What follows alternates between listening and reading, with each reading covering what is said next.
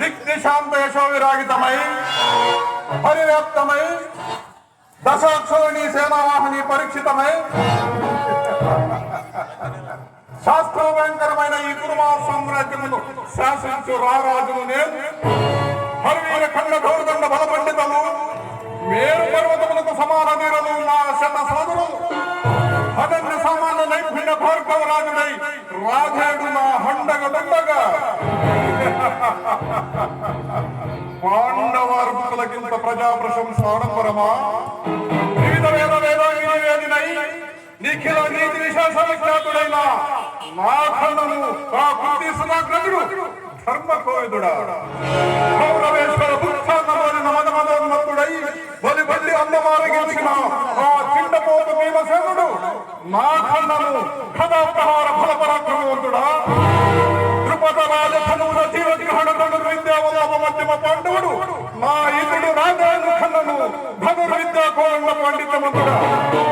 ఇక మాద్రి కుమారులు నకుల సహదేవులు గురించి నాకు విచారమే లేదు అట్టి పాండవులు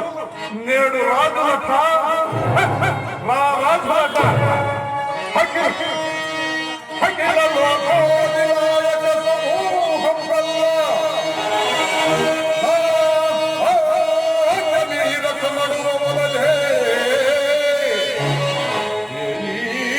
నా పేరిత మాత్రాల ఈ పదిని పర్వాచి